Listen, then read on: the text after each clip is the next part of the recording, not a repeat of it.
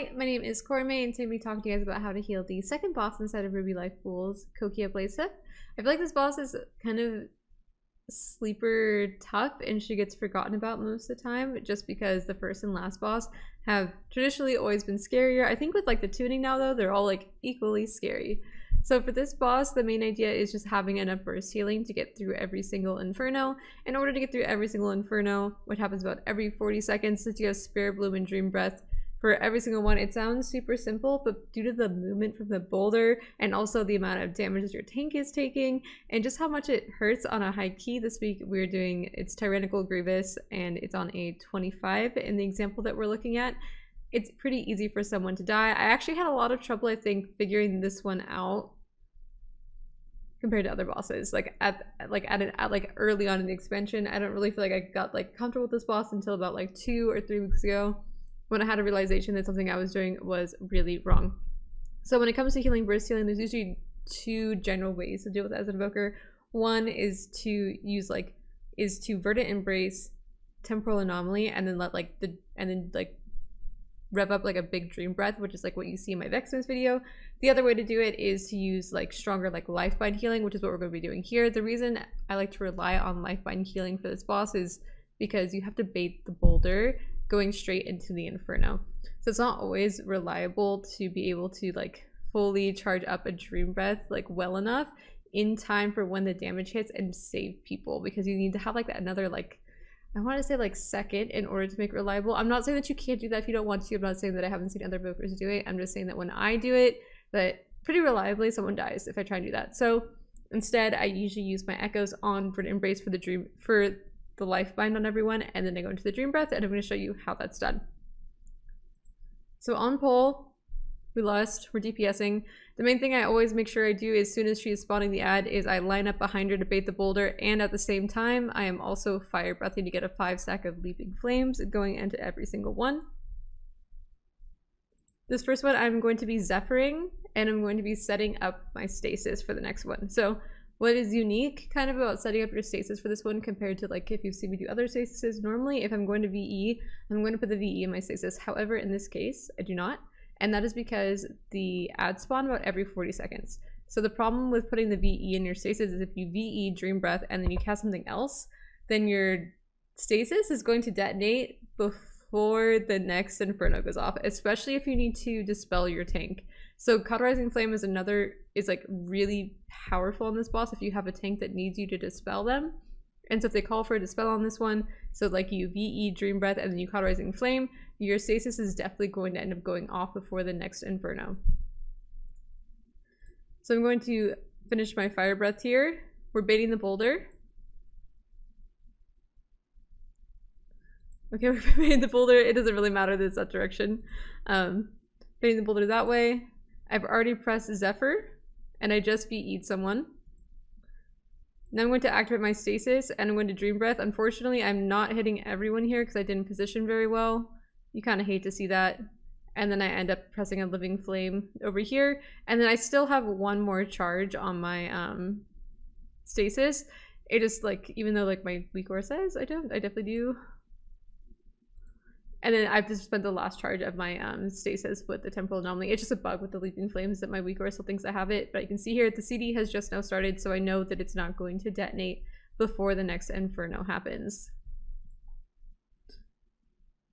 Okay, so here we're just finishing off the ad. Sometimes you need to make sure, in order to get you want to make sure you get 3 kicks on this so he doesn't start doing the inferno early. So you need to do 2 fast kicks, and that makes sure that you get a 3rd kick that has to be late, in case you're ever wondering why is the ad only casting 2 times before it starts the next inferno. And that's usually what tends to lead to you getting 2 infernos in one ad. It's because the first 2 kicks need to be fast, and then the last one can be slow to try and delay the inferno as long as possible. Okay, so now we are moving out, so it's going to be casting boulders, so I got to be careful here to make sure that I'm baiting the boulder in a good direction. We don't really want it baited this way, which is why we're kind of running to the side of the boss. I'm running kind of slowly instead of just like running straight out. And then I'm going to bait the ad. So the ad can go on any range, so you want to make sure that you're always taking the time to bait. Usually the strategy is to bait in front or bait a little bit to the side. Both work just as well if you've killed both dragons and you have a lot of space to work with. So I'm going to get behind the boss. And I'm charging up the fire breath while I'm also baiting the boulder and getting ready for this next ad.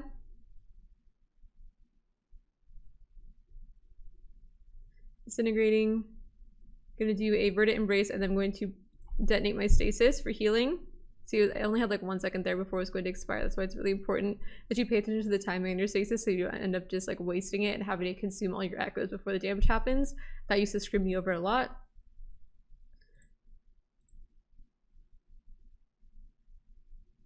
And then other than that, we're pretty safe on this one, and we're going to move forward. I also cauterized my tank there from the bleed, which I forgot to point out. He usually tells me which ones he wants TD or cauterize on. It depends on the tank. Some of them want you to do TD and cauterize every single one. He normally just tells me like, oh, I want this on this one, I want this on this one.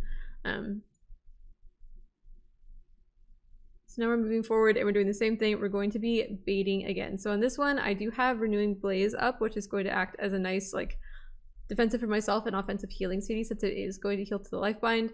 I'm doing the same thing again where I'm baiting with the fire breath. This is really bad though because I could bait the boulder in the wrong direction by standing here. So looking at this now, this is definitely a mistake on my part. I definitely need to move. So I do start moving. Just like if I bait the boulder now, it's not the worst because we can go around, but just make sure that you're keeping that in mind, that you're always wanting to bait the boulder away from the group and not in the path that you're going to be going forward. So I get pretty close. It would have been baited right here. It would have been fine. I wouldn't have gotten punished. I had time. And then right here, so I've time dilated our tank, and then I have life bound everyone. And then I'm dream breathing. I have the leaping flame stacks I can use still. I'm temporal anomalying. And my tank ends up dying through TD, which is really unfortunate. So we have to get him up there. We beam the ad, and then he is dying right now, so we gotta get out of here. This is also a little bit Monk-esque because of how he died. We baited the boulder in a kind of a bad spot, but it's gonna end up being fine. As long as you're not consistently baiting the boulder bad, you won't run out of space, but if you're consistently baiting them incorrectly, then that's when you're going to run into trouble. Okay, so for this next one, I do have stasis coming up again, so I'm going to prep it. But I'm pretty sure on this one, I am going to Emerald Communion. This is just kind of like another thing where it's like, I want to Dream Breath here, but also I want it in my stasis and we're able to delay it enough, and I'm probably looking at maybe having to cauterize my tank here if he needs it. So because of that, I'm going to VE Emerald Communion. Yeah. So he's pretty safe on this one because he is getting the Emerald Communion healing, and he also has Go Back Up. Doesn't need the cauterizing flame. Dream Breath for the first thing in my stasis. Temporal Anomaly. And then, you know, just some other random spell I'll put in there. Which I still haven't done yet, by the way. Okay, there it was. It was just like an echo. Or a version, I mean. Okay, so again, baiting the boulder. This is going to get really repetitive. So I do have Zephyr here if I want it, but because I have this stasis up. So the thing is, like right here, I have Zephyr and Renewing Blaze. So these are the things that I'm normally like rotating outside of like when I don't have a stasis to detonate, or I don't have like Emerald Communion or Rewind or something big. Those are the two things that I'm basically trying to rotate the most. If I have none of those, then maybe I'm health potting inside of it just to try and help keep everyone healthy, because just like a Dream Breath by itself is not, a Dream Breath into casting Spirit Bloom isn't enough, especially if I need to be spending on a global on my tank somewhere in there. Which depending, like if especially if you're playing the prop warrior, that is something you're consistently going to have to be thinking about, is that you need to be able to like cauterizing flame them every other one or TD them. Okay, so on this one, I just go in and I detonate my stasis and we're completely fine on it. Tank only got 1 stack of the bleed there, which was pretty good. He's also in wings, so he's totally safe on this one.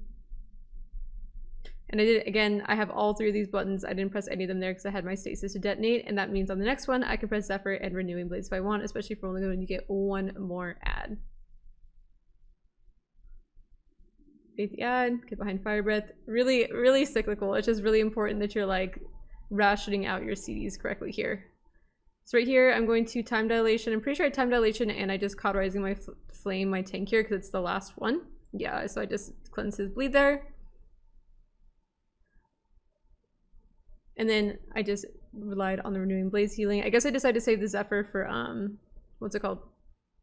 He still gets really low there with the TD. He actually delay on hands himself. That's still really bad. Even with the cauterizing flame and the TD, this boss does a lot of tank damage. So I definitely maybe should have been pocketing him a tiny bit more there than I was looking back at it. And then from here, we're basically just going to be like calling to focus the boss. So the ad is going to spawn. We're mostly just going to ignore it. Of course, you can't ignore it because you're the healer. You still have to heal. but the DPS are just going to be hitting the boss here. And that's it. That's the boss. Pretty simple on the surface. If you aren't rushing out your CDs though, like I said, pretty tough. Also pretty tough to try and keep an eye on your tank here and being able to make sure, because ideally you don't want to come out of this completely dry because you have the channelers afterwards. We're actually skipping this first one, so we don't actually have it right after. No, we do a double pull here. Do we do a double pull here? I can't remember. It all starts blurring together. Okay, normally we pull a channeler right after, and so it's important I save my CDs, but in this case we actually didn't. Most of the time, you're pulling a channeler right after it, and you don't want to go into that without at least something in order to get through those, especially since this week is like bursting, and during the second channel from the Thunder guys, there's usually bursting stacks going out if you do that first big pull, which we've done this week, and that's a little spooky. Yeah, thank you so much for watching, and I hope you learned something. Good luck in your next Ruby Life pulls.